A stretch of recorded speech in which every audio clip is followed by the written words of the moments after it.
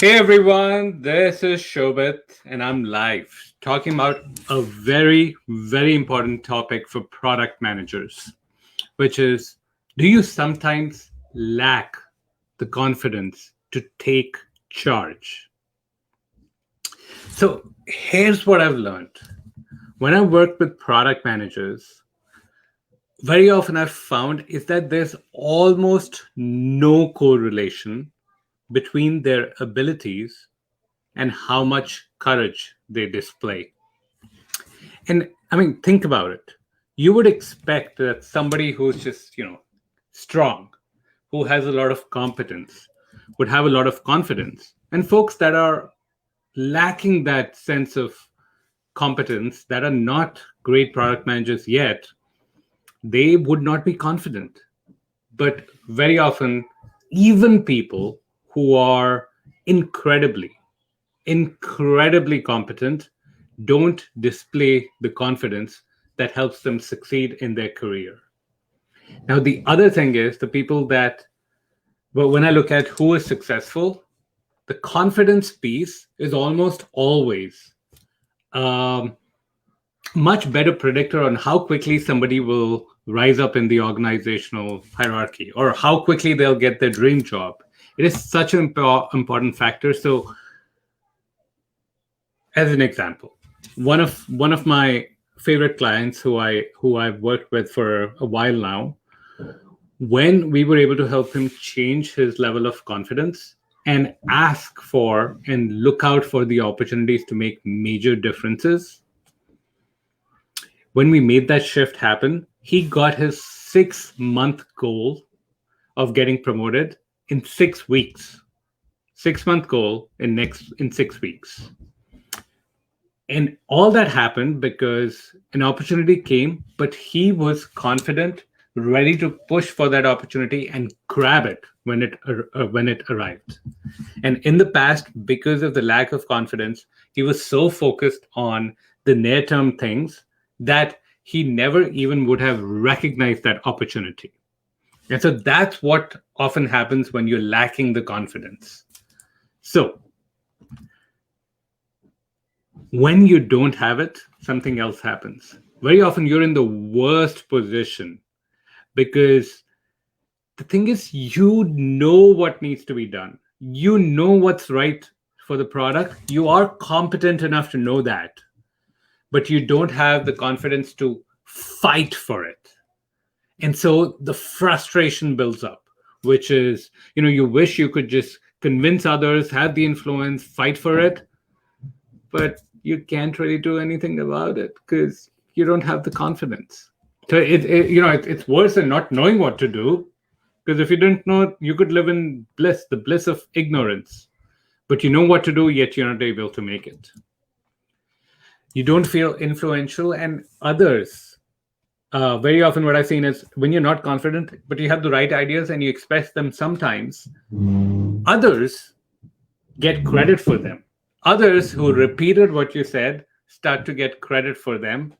And then this is a downward spiral where you started with feeling optimistic, you didn't show the confidence, your brand changed, your influence went down, you still had good ideas, others actually got promoted for it, they got recognized for it, and you're in a loop until you leave the job and say, okay, screw it, I'm going to try someplace new.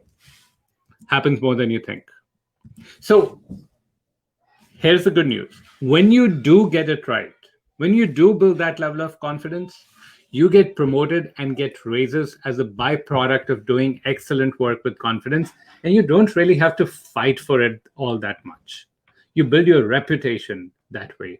You have stakeholders looking out to get you promoted as they rise to the next level. And this also shows up with recruiters. They notice you, they reach out to you for amazing roles outside your company. Even even if it doesn't work out, even if things don't work out, because you went in with confidence, you have the satisfaction that you tried and you're 100% happy with what you did. So that's what's really happening now with that confidence level being up. Not saying everything will always work out, but that's what will happen. So, how? How do you do it? So I'm going to give you four ways to, or four really keys that I've seen in in helping people increase their level of confidence and succeed at the job. So make sure you have pen and paper, because these are ways you should go think about your job right now. No need to wait. So the first key to confidence is how you think about yourself. Do you recognize all the amazing things that you have done in the past, and do you associate that with yourself? Or are you 100% focused exactly on all the stuff you did not get right, on all the mistakes you did not make, mistakes you made, or all the places where you missed out on opportunities? How you think about yourself and just how much emphasis you put on different things that have gotten out, that dramatically changes your level of confidence. And that's exactly why you see so many people who are competent, but I've seen other people more competent with them, but their confidence level is high. It's really high. And so that is really a function of how you think about yourself. The second thing that's, well, in some sense, the other side of this equation, which is how you think about the world. Let me repeat that. How you think about the world. And the reason why that is important is what I've seen is that confident people, they expect the world to help them achieve their goals and ambitions. They assume that the best is about to happen for them. They have this sense of optimism that the world is not out to get them, but it's there to support them. And it's there to, if they send out signals of what they want, the world will rally around them. And so they think of the world as a friendly, loving place, as a place that gives opportunities to people, as a place that is going to only get better with time. That sense of optimism about the world, that's really what drives the confidence in them. And so that's the second part. How you think about yourself, how you think about the world. I'm going to give you three more things. I lied. I said four up front, but I'm going to give you five. The third one is a little bit maybe different than what I said earlier, but very related, which is the confidence and competence loop. And so here's the deal. When you are confident, you try more, you learn faster, you become more competent. That makes you more confident, and it just keeps going up and up. And you're in the spiral that's going up.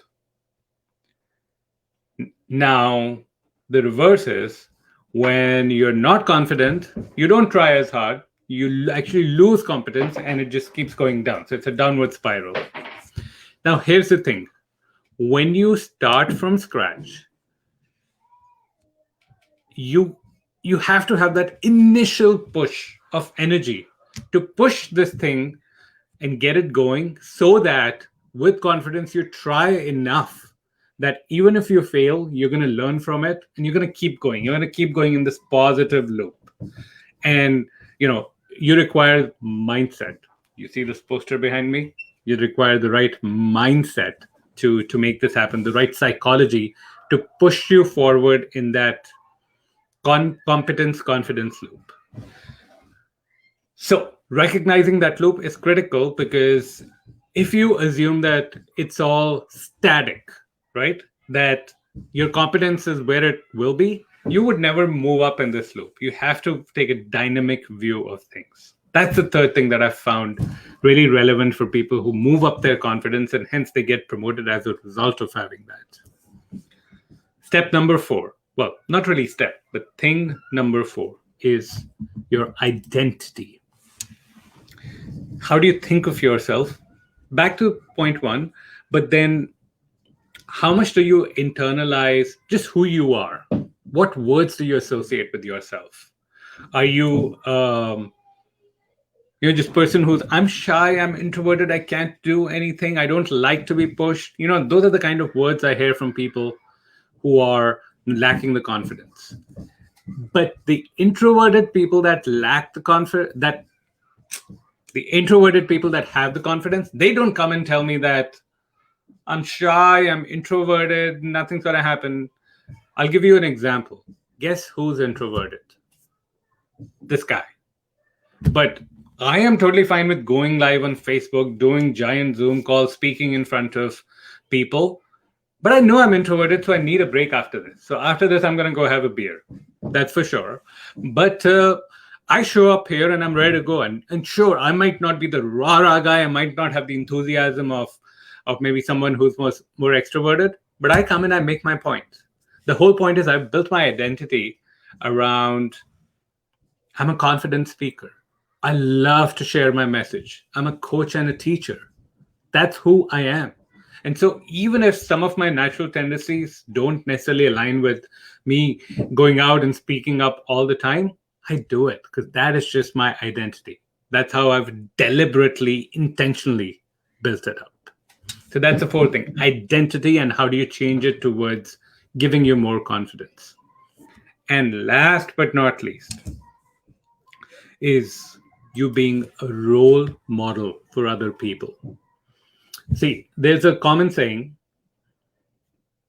that people do more for others than they would for themselves. And so with that, what you actually need to do and need to understand is that if you put yourself in a case where you just decide, you make a decision today that you're going to be a role model for someone else, you will automatically be more confident in pursuing the things that are congruent with those goals. Because now you have this sense of, I gotta do it. A sense of necessity that I have to do it. It's not just about me now. It's a matter of someone else who matters to me. And that's another way where you can increase your confidence and move up that confidence competence loop and achieve great things. So to recap, what's happening with a lot of folks is even though they have a high degree of competence, they are missing out on career growth because they lack the confidence. They don't make it necessary to have the confidence to succeed. And the way you can get it, the 5 things, apparently I can't speak today, maybe I need the beers earlier, is 1, it's about how you think about yourself and do you recognize your successes and what you are truly capable of. It's about how you think about the world. And is the world a place that's here to support your dreams? Or is it a hostile place where everyone hates you? It's about getting on this loop of confidence and competence and making sure you keep growing. It's about changing your identity, deliberately designing it so that it pushes you in the right direction. And last but not least, it's about being a role model for other people, because we will do more for others than we would do for ourselves. And if you need my help, if you're watching this, then the way for us to get on a conversation so we can dig through your career and help you build a step-by-step plan to get to the next level, I'll post a link, shobitchuk.com/apply.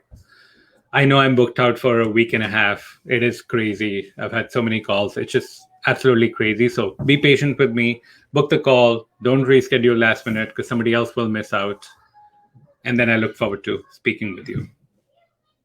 Take care and have a wonderful weekend.